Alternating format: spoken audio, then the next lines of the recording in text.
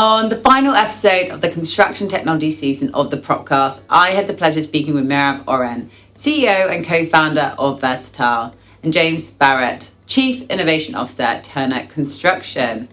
On this episode, Jim reveals what the biggest challenge of innovation is and key issues that the construction industry is facing. So those founders listening in, Jim is open to hearing about new products, so please reach out to him. Merav shares with us that despite her natural need to grow quick, it is equally as important to focus and listen to her potential customers.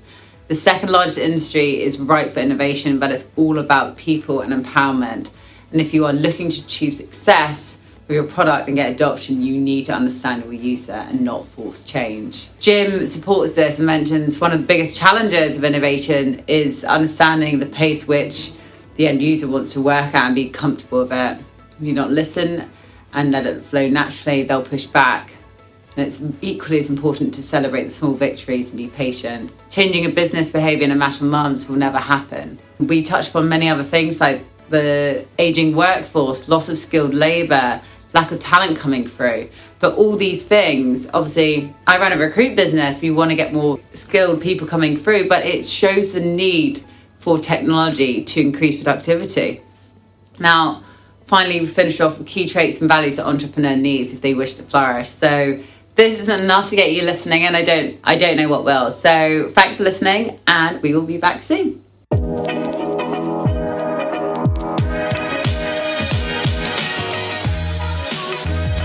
This is the Propcast, and I'm Louise Dickens. Before we introduce our guest, here's a quick word from our sponsor. Hey, it's Michael Beckerman, the CEO of Cretech. We are the largest conference and media company devoted to the prop tech industry. Really excited to announce our 2023 schedule. First stop is the magazine in London, May 10th and 11th, followed by the Javits Center in New York City, September 19th to the 21st. We'll also be staging a dedicated climate event in Europe, coming on the heels of our hugely successful Copenhagen event that we staged last year. For more information, please visit cretech.com. We hope to see you at one of our conferences in 2023.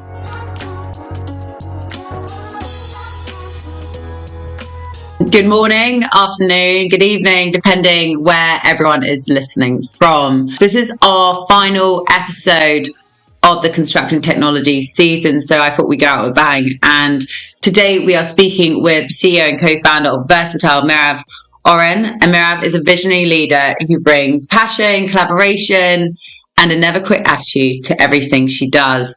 And our other guest, which Merav introduced me to kindly, is James, otherwise known as Jim Barrett. So Jim is Turner's Chief Innovation Officer. Jim leads the research, development, and deployment of cutting-edge processes and technologies in support of the company's strategies and vision. So welcome to the show, Merav and Jim. Thank you so much, Lou. Thanks for having us. Thanks for having me. So today we're going to be discussing a lot of things, but the key topic is how the fragmented industry of construction can become way more like a controllable process through technology. We're obviously going to hear about Versatile and how it can transform the job site and make it more productive and efficient. We'll hear also about, how did Merav find the product market fit? What were the challenges there? What were the changes Versatile had to make to the product to actually ensure it was solving an actual problem in construction? Now, Jim, who has been at Turner for, I think, something like 28 years, and those who don't know who Turner are listening in from, not in the US, the company completes about $12 billion of construction on something like 1,500 projects each year, and their staffing team is like over 10,000 employees. So it's a very efficient machine. Check them out. And Jim's going to be sharing with us, what are the pressing issues he's seen in his 28 years at Turner when it comes to construction. What innovation is he looking at? How is he doing it? How important is it having leadership on board with the process? Now, the people listening in today, some of you from real estate, some of you from construction, and often from a lot of traditional businesses are trying to work out, right, how can we see what tech's out there? How do we know what to sort of pilot? What are the ways of doing this? Now, Jim shared with me on our previous call, they have a partnership with VC, which helps them do this, OMERS. And they've also started an innovation lab, which is, in my eyes and feedback from the market, is they seem to be doing everything right if you want to find the best tech in the market and what works and what doesn't, and be at the forefront of innovation and information, innovation. And then obviously we'll share, what are the major sort of changes and trends we've seen in the market. So I'm going to stop talking. This is the last podcast. Let's hear from our guests. So Mirav, let's start with you. Talk us through your journey to finding Versatile. On our first introductory call, you mentioned that you've obviously got a strong belief that construction is a controllable process and that we can empower people to control it. But how do you do this? How is the business? Oh yeah, tell us all. Sure. So yes, our vision very much is that belief that construction is a controllable process and that we can assert control over it. And the way to get there is empowering the people who build. So if you actually empower builders to build with, more confident, the one that data, for example, can give you, you will make their days easier and hopefully safer too. The way we go about it is seamlessly, or I would like to call it naturally fitting the workflow's way of extracting data out of the job site. But this is not where the natural fit ends, right? You need to also interpret it and put it back in the hands of the people who build as that power. And all parts of that, according to our belief, have to be as naturally fitting and just kind of speak the language and work with our customers. For myself or this journey, I normally say that you could take your pick between a serial parent disappointer or just a family's black sheep. My dad was a general contractor. My brother is a project manager. I ended up at Intel, only to come around and bootstrap a company for 18 months, which did not make my mom happy. But kidding aside, a strong belief comes from a fatal accident on my brother's job site that obviously hit him really hard and changed the dynamics of conversations around our household, which eventually drove to that conclusion that the process is controllable. It's just a matter of how do you get the data and how do you empower the people. And that set out Versatile as a life journey, I guess. And we're very much on that mission. And we're utilizing, I believe, the right tool to get there. So Versatile currently, or as a first start of getting the data out, is actually utilizing the crane to do so. So we put an accessory on the hook of the crane that allows us to tell that story. And through that story, actually, once again, put the data that we believe is most critical in the hands of the people who build. That's in a nutshell. So actually, if I could chime in on that one, because it's a perfect sort of segue into how we think about innovation at Turner, and that's why there's this sort of almost immediate synergy with and alignment with Mirav and Versatile, which is you just heard her talk a lot about it ultimately comes down to people and human beings who are doing their work and trying to help them do that work. That's very much our philosophy around innovation. It's very human-centric at Turner. It's very much about, but we often say that we're trying to help people make progress in their lives every day. They're trapped in, we have a lot of smart people trapped in a lot of dumb systems, working, unfortunately, too much on wasteful, inefficient activities. So what we're always trying to think about is how can we free people up? How can we help them realize their potential, really achieve meaningful, substantive work? It sounds sounds really soft and squishy, but I mean, really, we want people to enjoy coming to work. Construction, unfortunately, in the construction industry, it is not typical that everybody necessarily enjoys going to the job site and doing their work. It's because they're unfortunately, in some cases, people are trapped in sort of antiquated practices and mindsets. And so what we're trying to do is actually make work more joyful. If I could, it sounds very philosophical, but it actually is true, because if you don't think like that, if you don't think about why you're doing what you're doing, then you're just trapped playing around with the cool, shiny object of the moment. A robot this day, a drone the next day, which is fine. But at the end of the day, you do have to do it for a purpose. And that's why we talk a lot about at Turner, purposeful innovation, which is, again, always goes back to people, trying to help people every day. God, you're saying, well, especially the news over here is about basically AI, robots taking over the world, but technology is not going to get rid of loads of jobs. It's going to make, get rid of these mundane tasks. It's going to make it more sort of efficient. And I think once people start using technology in the workplace, like you said, it starts making things more exciting. They start getting to do the things which hopefully they enjoy doing, which they're good at. They can get a hell of a lot more done. Everyone can achieve lots more, like fulfilling. But James, how did you meet Mira from the Versatile team? Where did this relationship start? It was so long ago. I'm losing track of how we met. I think we were introduced by a mutual friend, I believe. God, it must have been 4 or 5 years ago, probably. Maybe it's longer. And again, it's one of those. We talk to a lot of startups. I have this unofficial policy that we'll talk to anyone at least once, because you just never know what you're going to find.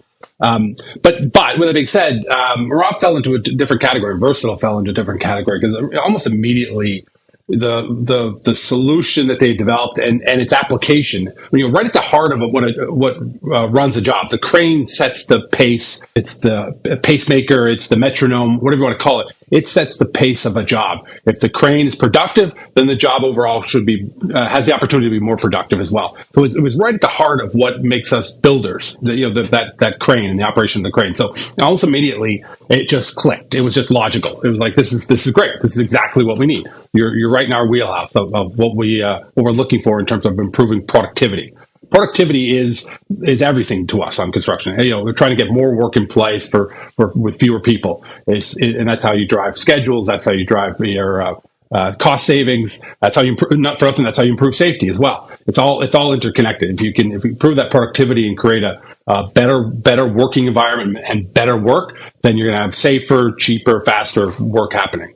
So again, when you see Versatile, it just immediately sort of clicked. It's like, yeah, this is super logical. Why wouldn't we be looking at this seriously? With that being said, it did take a little while, and Rob remembers this. We did have a bit of an internal gauntlet we had to go through. So, nothing's easy, but nothing good is ever easy. So it is what it is. So it took us a while. We just had to overcome some concerns around, a physical piece of hardware, if you will, on a crane hook. Who takes responsibility to that? What about liability issues? We're for Turner at least, we're over 120 years old. So we've pretty much run across everything, and as a result, we are cautious. We are conservative, especially when it comes to safety and it comes to putting people's lives at risk potentially. That's not a position we ever want to find ourselves in. We're trying to do the opposite. We're trying to make work safer. So anything that might have hinted at whether there could be some concerns here, we had to address. And so we went through probably 6-9 months of a rigorous process with our top executives in safety and legal and cybersecurity. And every time we had a call, we had more people join the call. But by the end, it was good. It was great because we addressed everyone's concerns down to minutia around metallurgy of the components of the hardware. And by the end, we had acceptance and buy-in from all our top executives in all the key sort of functional disciplines. So that was great. Then from there, we were good to go. Well, yeah, it's throughout this podcast, throughout every season of my podcast, it's all about getting the senior management, the executives to buy into it. But I would say sort of 6 to 9 months, that's pretty good going to do like a pilot, a rollout, especially for a business 120 years old, that size business, global business. Yeah, it's pretty good. Now, Mira, I'm sure it wasn't that simple for you. Obviously, you've grown your business, you've done an incredible job. What have been the big changes to your business in terms of, I guess, product? What were the key challenges in the market? You mentioned the industry is ripe for innovation. So it's like, it's either the tech that's the problem. It's not the businesses. What are the key challenges you've seen and how have you overcome them? Sure. So thanks, Jim, for that memory, kind of like trip down memory lane, I guess. But first and foremost, yeah, I found the Turner process to be positive and thorough and relatively short for a 120-year-old company. So got to give credit. And I will say to Jim's credit and to Turner, once we went through that, it makes it very easy to deploy across all of the job sites. And we went into enterprise far faster than that in terms of once you've proven value and you know that you have kind of like support of the field, not just the support of the boardroom. It makes everything easier. So speaking of that journey, that's a big part of it. But also it's also the influence of those people that both Jim and I are talking about on the product, right? And the ability to listen. And I think that's one of the things that we did first. We came on jobs and we just listened to those people that we aim to empower. And some incredible features came out of it. There are actually a few announcements that will come out in the next couple of weeks that were all still inspired by our users, and sometimes by our own people internally too. There's a story there, but at the end of the day, and yeah, we spoke about this a little bit, I guess, in the earlier conversations. The industry is right, and it is about people, and it's about empowerment, and it's about that natural fit that I was talking about. And if you are to do good, then the only real way to do that is that ability to fit in and to understand your user and to not force change, but make it natural. But with that being said, I mean, there is sometimes you have to go slow to go fast, right? Behavior change is hard. Organizational change is hard. It's no one's fault. It's just the way we're built. We're all built to sort of stick to our habits and our routines of things. I think that's probably one of the biggest challenges, just generally with innovation. And you can see that bit even in evaluating and deploying Mirav's solution is just sometimes you just have to work at the pace of change that people are comfortable with. You push them too hard, you push them too fast, and it's human nature. You'll get pushback. They'll just do it for the sake of being obstinate, just simply to be difficult. It's okay. You know, one of the things you realize again is it's no one's fault. You can't blame people. They've been doing things a certain way for a very long time. They're good at what they do. And you show up with something new and say, look, you got to change how you do something or change your routine. It's hard. It's just hard. And so you have to get used to, I talk about celebrating the small victories. You know, it's an incremental process. You keep working at it, and it takes often any significant innovation truthfully takes years, probably 5 to 10 before it really makes a huge impact. And it's just, that's the nature of things. So one of the things you have to do, and I think Mirav and working with Mirav and Versal is a testament to that, is you have to just be patient. It's sometimes a grind, but you keep working. But again, this goes back to believing that you're doing something good. Because if you don't have that sense of purpose and meaning, you'll drop it the minute it gets tough. But again, there was times when I had internal friction, and it would have been very easy for me to just drop it and said, forget it. I got other things. I'll move on to it. But at the end of the day, we thought, look, this can make a difference on our job sites. It can make them safer and make the work better. So you just keep working at it. Yeah, it's interesting what you're saying. It's all about, I guess, obviously understanding the problem, understanding your client, but know when to push. Jim, obviously, loads of businesses don't have teams set up or have someone who's such an advocate for innovation really driving it and who knows the exec team and, how to, we'll leave them for a week, we'll just talk them through it and then go back to it. Loads of businesses don't have assets like you working. Well, not yet. Obviously, its teams are growing, but I'm sure the relationship you and Mirav have is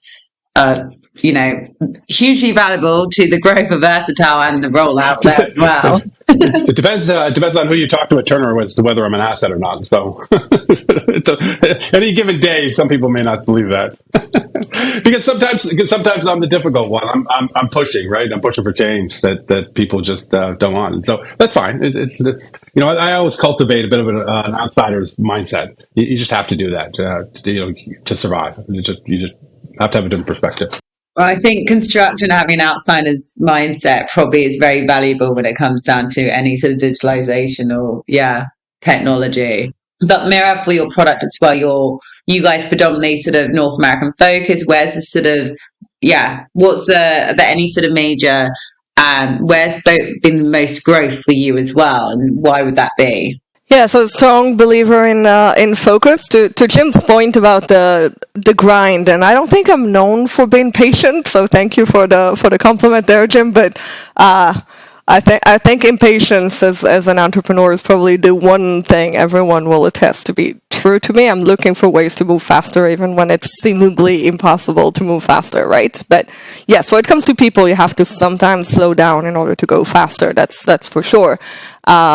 But yeah, that focus meant that we are staying, for example, with the Crane as our data provider and that magical enabler. As much as I want to go faster and enable more data providers, because the vision of control over this process is not going to be achieved through the crane alone, right? Like, let's be honest about that.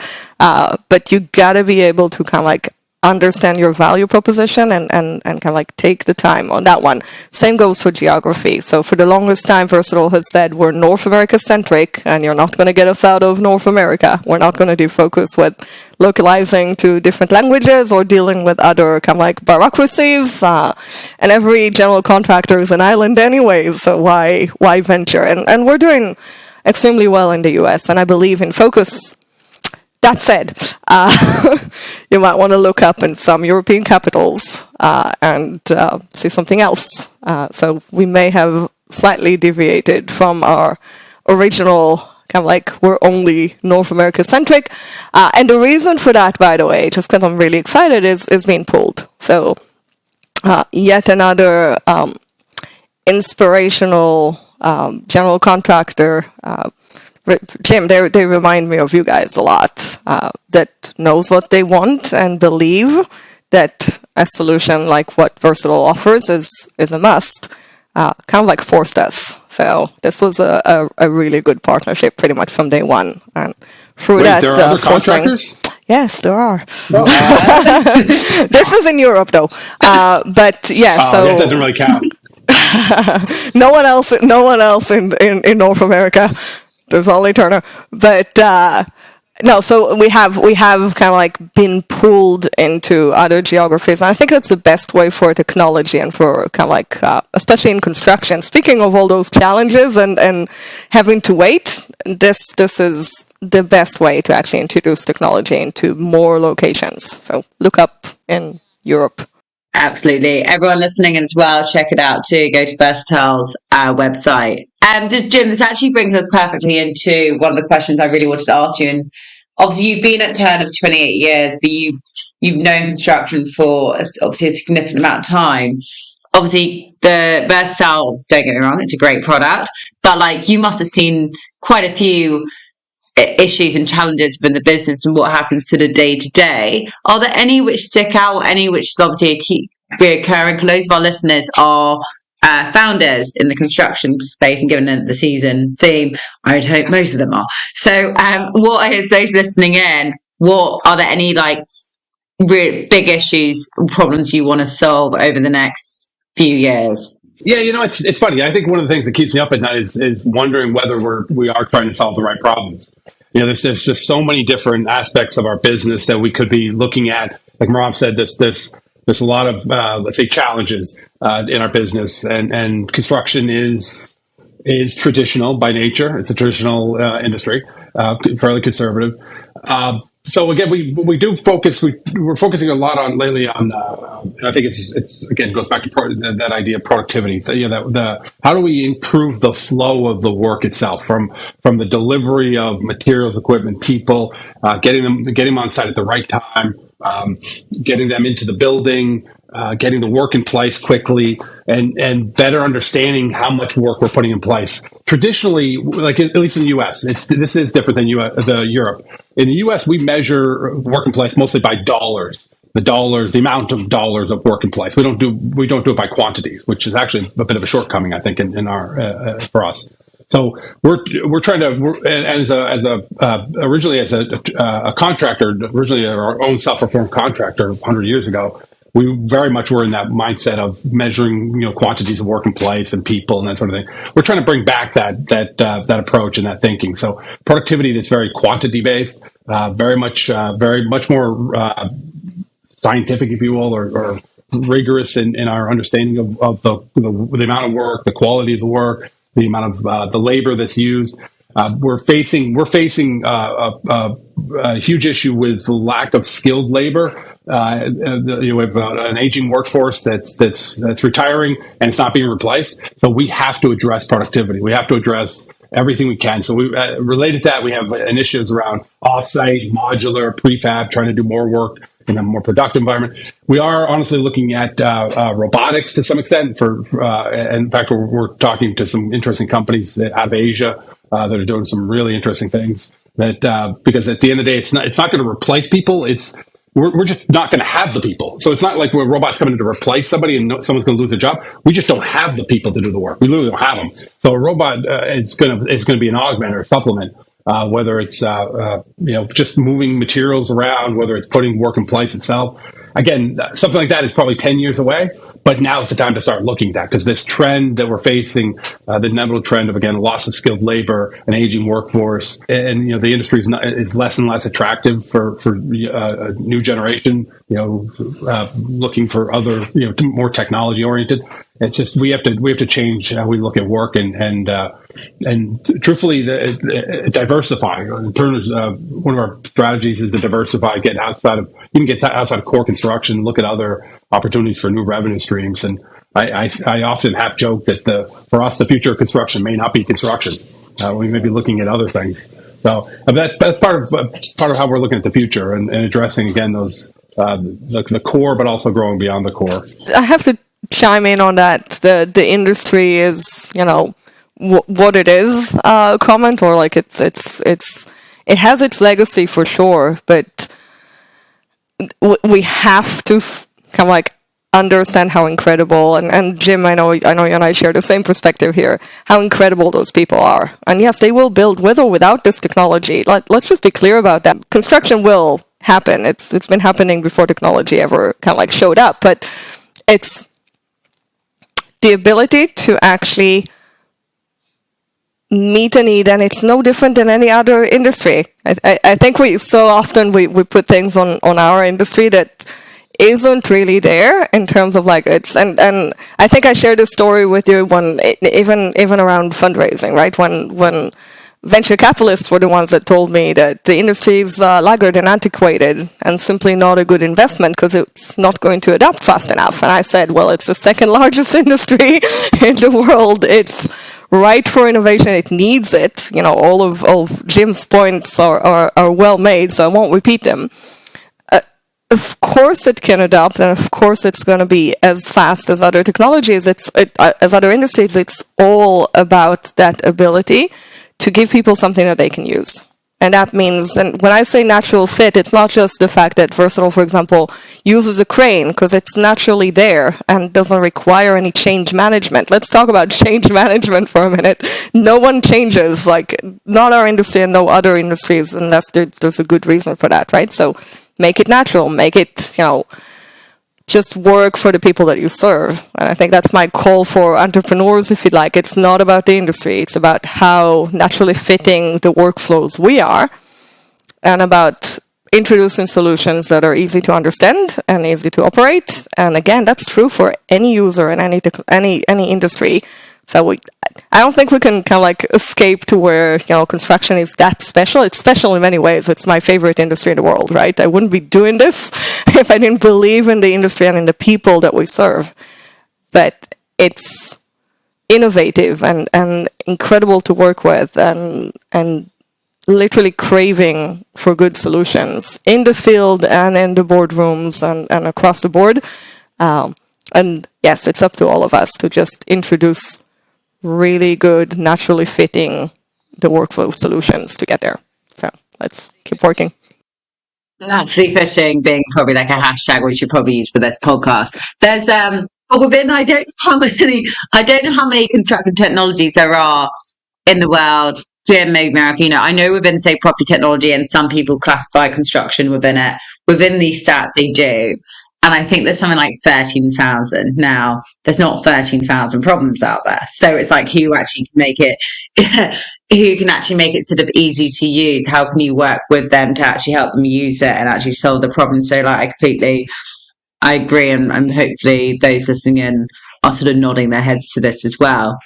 Now talking about all those technologies out there, Jim, you mentioned you've got obviously to scout out what's going on out there, turn it into global business, global projects, to keep know what's going on in the market, an ever-changing market. You mentioned you've got a partnership with a VC, which is obviously great. I think it's Omis, if I'm correct. If I haven't, we're going to have to re-record this. And you've got Innovation Lab. When did you first get this partnership? What value has it been for you? You mentioned you spent something like 500. This Innovation Lab, like loads of big construction businesses could benefit from it. Obviously, it all takes time. Patience is a virtue. Well, what's the reasoning? Are you spearheading it? Tell us more. So we started about 18 months ago, I want to say. And it was born out of, honestly, some frustration. Again, like I said, we have a policy. We'll talk to anyone, at least startup at least once. So we've talked to hundreds and hundreds of them. And there was this frustration about having to wait around for the right startup to show up with the right founder, solving the right problem with the right funding. And so we said, internally to ourselves, we said, well, we know all the factors that contribute to the success of a startup. So why don't we just control for those and engineer success? At the time we were developing a really good relationship, like we do with a lot of VCs, but even a little bit gone a little bit beyond that with OMERS Ventures, which is the subsidiary of OMERS, the Canadian pension fund. They're a great group of people, have the same sort of philosophy and culture as Turner does. So we said, let's work together, where Turner essentially opens itself up to present the landscape of opportunity for a potential founder or founders to look for problems that they want to solve that really resonate. We guide them to make sure, that they're solving a meaningful problem that actually will make a difference. Make sure that they're targeting a solution that's in a growth space that can scale. We help them with their go-to-market strategies, their marketing, because as Merav knows this, it is really hard to sell into the construction industry in North America. It's really hard. It's incredibly fragmented and dispersed. You have your decision makers and your influencers and your people that your users are all different in that chain, that sort of value chain. It's really hard. So to us, it was like, well, let's use Turner as an incubator. But even to literally start startups from scratch, from nothing. So we established what we call the Entrepreneur in Residence program. So what we would do, and what we have been doing, is we've been out looking, and it's a continual process. I call it sort of the foundry. It's like this place where we're going to keep producing startups and launching them. So ultimately what we're always looking for are good founders. So that's the first thing. I should have known it from having met Merav, but it turns out good founders are really hard to find. And they are unique individuals. They are incredibly unique. That's been our most difficult challenge, is finding good founders. Most of them, almost everyone we've identified and brought into the program, have been outside of the industry. We're okay with that. Actually, we want people that are again, they're passionate. They know product development. They've maybe been with an early stage startup or themselves have launched a startup. Really understand how to build a business, entrepreneurial, visionary, articulate. I'm amazed that now I've come to appreciate how important it is to be a good storyteller too. Merav will appreciate that, right? I always thought, I sort of dismissed it, but I remember OMERS Ventures kept telling me, like, that's a really important trait for founder or co-founder. And now I very much appreciate that. Someone who's able to sort of distill their message and create an emotional connection to people so that story resonates. And so you can sell your first hires, you can sell your VCs. So it's been a fascinating journey, and so we've got a few people in motion right now. We've got one that's close to launching, and then we've got 2 or 3 other new founder candidates that are queued up. So, and again, we sort of point them in different directions. Maybe not building solutions for GCs at all. In fact, most of them have gone towards the trades and looking for solutions for trades, medium to small trades, because that's software's got that long tail. You can hit those large number of smaller firms. So it's been a fascinating journey, but again, all born of the desire to make sure that people, whoever these founders are, that they're actually working on something that's going to make a difference in the industry, that's going to make an impact. Because I think the worst thing you can have is incredibly bright, talented people wasting 2, 3, 4, 5 years of their life producing a solution that nobody wants. It's probably the greatest waste of human talent you can imagine. So that's where that whole program was born of. Yeah, and greatest waste of VC capital as well. Like, I hate to think about what the stats of that. I think it's something like 99% fail or something horrible like that. But Jim, you touched upon obviously what the skill of being able for a founder to be able to tell like a good story. It sells a product, it sells a business to future employees. It helps ultimately with growth. Merav, what about I guess from your point of view, what are there any sort of key like skills or key values that you look for when you're hiring your team, or what versatile, like how you guys sell yourself as well? I know you've mentioned, you look for people who are humble and who have intent. hopefully that's what most founders look for. It's that makes you a good, nice human being. But anything you can share with like the audience of founders listening in? I'll say across the board, be in love with the problem, not the solution, is a big part of it. Like I sell even internally on my own team, and thanks, Jim. I do appreciate good storytelling for what it is. And you probably don't remember one of the first comments to me, probably on our second or third meeting, was like, "How do you always say the right thing?" So yes, it's you need to know how to do that, right? But to me, it's not a set of features, right? It's not the array of sensors. It's, can you be in love with that problem, with that industry, with your user? They have a name, they have, challenges on the job every day. So I'm looking for that passion in myself, by the way, like every morning. Like, am I still passionate? Because if not, it's really hard to do this job, right? And then, again, people that will understand that we serve the industry, and that humbleness is not human humbleness as much as it's like, I'm part of construction, I'm not part of tech. So you cannot have that kind of like, I guess, inherent arrogancy that just won't serve you on, when you serve other people, when you serve our industry. So I care deeply about that. And just like, honestly, good people, and that passion and that sense that you really want to solve this problem, and you're here to solve a problem, not for any other reason. Who was that? I think Vivian from Secure Ventures, or maybe it was Antonio from Hilti on a previous show we did.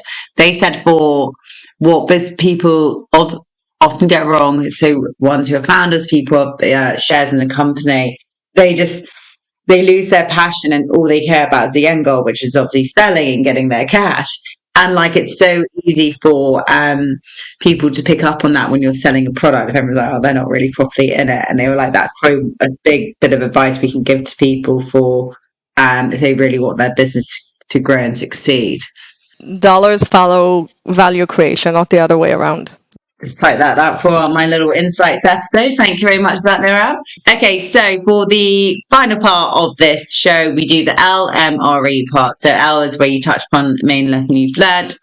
M is you give anyone a shout out, to be a product, a service, whoever you want it to be. R is what's been the most rewarding part working on construction technology, and what are you most excited about for the future? Where's there going to be growth in terms of areas? What should me, the audience, be watching out for? So, Jim, we'll start off with you.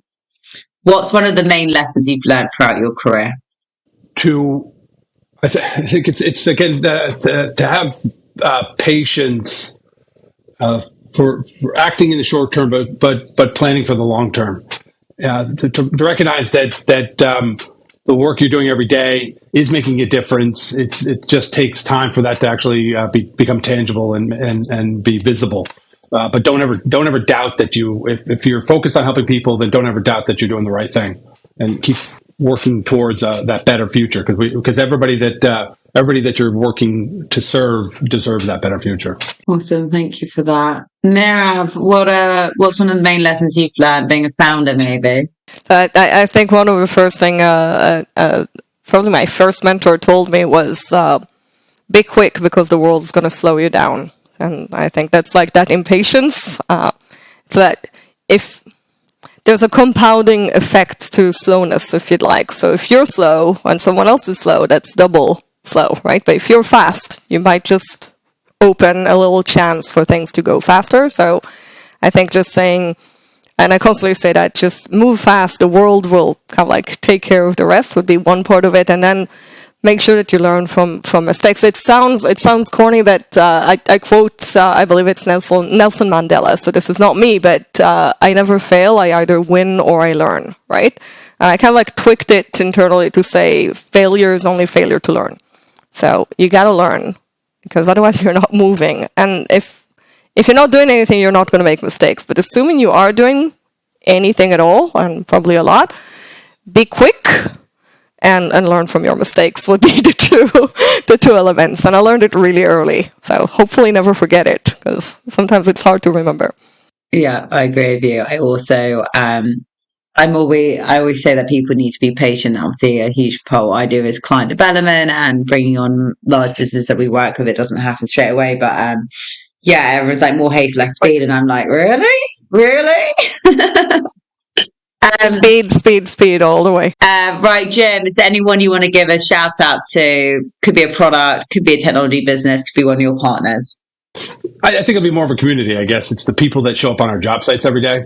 You know, and in any given day on a Turner job site, at least there's about 100,000 people around the world that are putting work in place. I'm always amazed. I was just out in San Francisco visiting one of our job sites at San Francisco Airport, and again.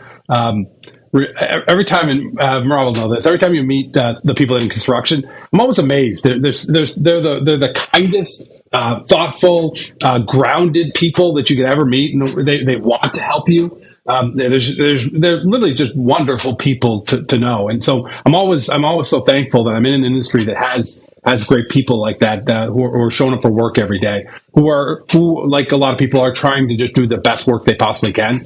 So it's I'm eternally grateful that I get to serve those people. I'll echo Jim's shout out across the board, but on my own, and it relates. I just did a shout out from my own team over a new feature, and we haven't released it yet, so I won't say anything. But it's actually a Turner job site user that called me the other day to say, oh my God, what you guys created is using, like, and it's an alpha, like, again, haven't released it yet. But I had to shout it out to the team, because when a user calls the CEO to say, you got this one right, then there's something there. And when it says, I'm using absolutely, and the team's using absolutely every one of the features, and we'll expand and give you more feedback, that was very worthy of a shout out, literally today. So this goes to that user and all users, and literally honored to serve this industry, as Jim said, and then to my own team for sharing that passion to serve and creating things that people love, because that's the main thing at the end of the day. This also goes back to what you guys were both speaking about earlier. It's all about listening to your client, and then obviously moving quickly to make sure you adapt your product and service your client as well, and then everyone is happy. But they won't move quickly unless they care and are passionate. Right, final two questions. Jim, what's been the most rewarding part of working in this space for you? Well, I think I'll speak specifically to my role. Innovation is really interesting because we tend to focus on, and more often on growth opportunities, if you will. You know, how can we create new capabilities, deliver new products, new services, new business models, and people. I think it's human nature. I think it's regardless of the construction industry. People have a desire to create new things. They have an inherent sort of builder's mentality. So it's so fun when you're introducing new things that are going to create growth opportunities, not just for the company, but for people, right? Opportunities for people to go in different directions in their careers, to get engaged in new aspects of the business that they would have otherwise been involved in. That growth is such an exciting thing to be a part of. Is growing people, growing the business. So I think that's the thing that really gets me up in the morning every day, is this idea that I'm creating new opportunities. The journey itself is rewarding, I'll say, and I'm probably grateful for all the lessons I learned. Speaking of learning from mistakes, and I make my fair share of mistakes, I think. And throughout the journey, I always say, I'm making a mistake today, I'm only going to find out about tomorrow, right? But it's not repeating the same one. So to me, this is a leadership journey. It's what's most rewarding is understanding yourself and your style, and having people around you that actually tell you when you're wrong, and that's something that I've learned to appreciate through the times that I felt I don't have it, and through the times that I felt I had too much of it. And for a more balanced time where, there's a handful of people that will actually tell you when you're wrong, and most others that might not. But that's the whole journey, honestly. That's incredibly rewarding if you choose to look at it that way. Otherwise, it's just exhausting. So. Yeah, no, exactly. I hear you there. Right, final question, Jim and Mirav. Jim, what are you most excited about? So, like, you've obviously seen a huge amount of trends. You've looked at, no doubt, hundreds of technologies. What else are you excited for? What will get you up from bed in the morning for the future to come? Well, I'll say I guess exciting, interesting, and it is quite the buzzword nowadays. But artificial intelligence, in particular, I think is you can see that we're at one of those inflection points. It's really interesting in terms of the development of a technology where almost all innovations tend to follow this hockey stick sort of this exponential growth curve where it's slow, and then boom, it suddenly takes off. You can just feel AI right at that point. And the implications are, when you really think about the implications of it, it's really quite staggering. It's clearly has potential for great disruption, both in a positive and a negative way. It has the potential to really reinvent whole categories of work. Again, in both positive and negative way. I think it's a phenomenal, sort of fascinating point for society, just generally to have to grapple with this. It's those moments. It's one of those moments when, growing up as a kid reading science fiction books and stuff, you don't imagine it's actually going to happen in your lifetime, but it's actually happening in my lifetime. But I think it's a tremendous opportunity, and it's all going to be what lens we all bring to this. Whether we're going to look at it through one of fear and trepidation, or one of opportunity, and whether we're going to really embrace this, or we're going to let it rule us. I think we're at that pivot point from forget about construction. It was just a societal standpoint. Yeah, hopefully embrace. Mirav, right, you're finishing off the show. What are you most excited about? Okay, this is funny, Jim, because I was speaking to the World Economic Forum about AI literally the other day.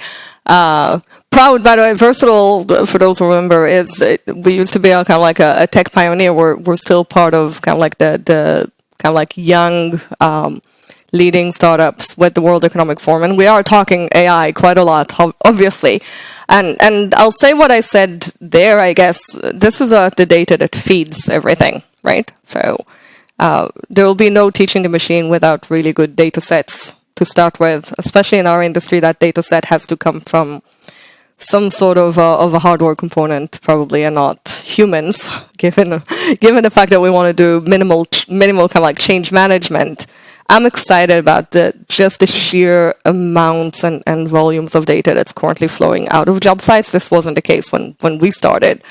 And I'm excited to see what we and as an industry can do with it. Because it's only as good as what we can do with it. It's only as good as the power we actually give people using it. And that's true for AI too. In kind of like full disclosure, what Versatile does at the end of the day is utilizing AI to learn what the sensors are telling us and tell that story, right? But it remains on the empowerment level, and it remains on how good is your data and how good will it feed that embrace and that future that we're all looking forward to. As Jim mentioned, shortage of labor, aging workforce, that we want to capture that knowledge and make sure that we share it with kind of like the younger generation because they're eager to learn. All of this could be fed by technology, and all of it starts with that core kind of like layer of data, and I'll say strategy. I'm excited to see more strategy out of general contractors and the US and the world in general. So that would be my 2 cents. Well, look, guys, thank you for being the final episode show on the podcast. Obviously, it's been a pleasure getting to know you throughout this as well. No doubt some of the guests are going to be in touch. Mirav, hopefully some more customers for you, Jim. Maybe some interesting founders. No founders who don't actually have a product sort of ready to go to market or anything like that, which Jim is a very, very busy man. But no, thank you guys so much. Thank you very much.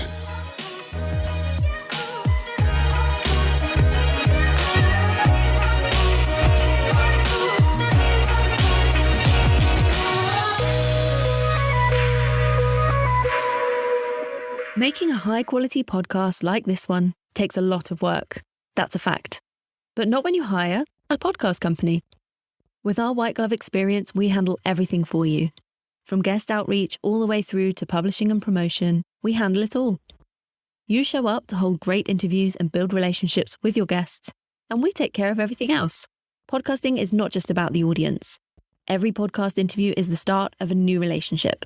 With a weekly podcast, you'd build relationships with 52 ideal partners or prospects through your podcast interviews over the next 12 months. Do you believe that 52 new relationships would help grow your business? We do. Contact Jason at apodcastcompany.com and let's